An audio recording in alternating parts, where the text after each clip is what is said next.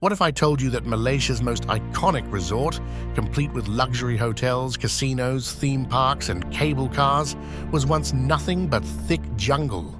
And what if I told you it was built by one man who wasn't a tycoon, but an immigrant with no formal education, who bet everything he had on a mountain no one believed in? This is the wild, true story of how Genting Highlands became a billion-dollar empire.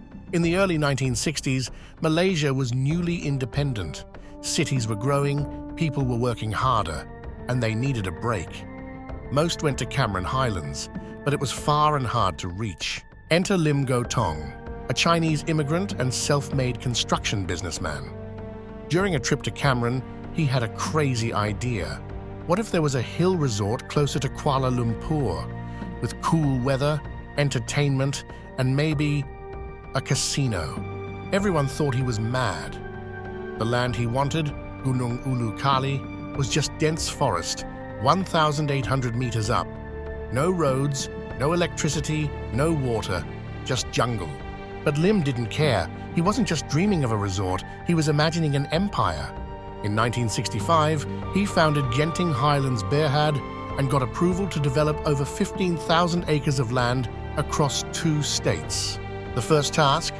Build a 17-kilometer access road up the mountain. Engineers said it would take 15 years. Lim finished it in 3. He sold his rubber estate, raised 2.5 million ringgit, and funded the project himself. During construction, he almost died 6 times, from landslides, machinery accidents, illness. But he refused to stop.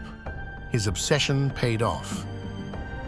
In 1969, Prime Minister Tunku Abdul Rahman visited the site and was so impressed that he gave Lim something no one else had: Malaysia's only casino license.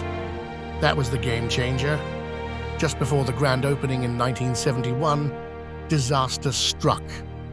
Torrential rains triggered 180 landslides, destroying roads and delaying the launch. Most people would have quit. Lim just rebuilt. Finally, on May 8, 1971, Genting Highlands opened its doors. 1 hotel, 1 casino, 1 very big dream. People came. Then they came in droves. Genting kept expanding. More hotels, including First World Hotel, once the largest in the world. Cable cars, Genting Skyway, later Awana Skyway, theme parks, shopping malls, concert arenas, and even a temple. It wasn't just a resort anymore. It became the Las Vegas of Malaysia, drawing over 20 million visitors annually.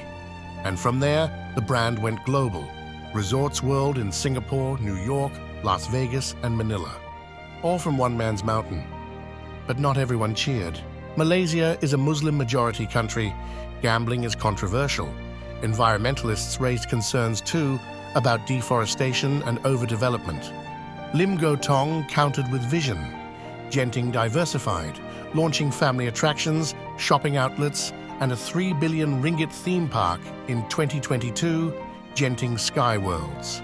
And while it's still the only legal casino in Malaysia, the brand is now far more than gambling. It's an ecosystem of tourism, jobs, innovation, and infrastructure. Lim Goh Tong passed away in 2007. His funeral drew thousands. But he left more than buildings. He left a blueprint for what relentless vision can achieve. He once said, "Once the decision is made, do not look back. Do not second-guess your decision." Today, his story is taught in business schools, not just in Malaysia, but around the world. Because Genting Highlands is proof. From jungle to empire, with risk, grit, and a little bit of luck, anything is possible. If you like this story, hit like, subscribe, and drop a comment. What would you build if no one believed you could? This is the story of Genting, and it's only the beginning.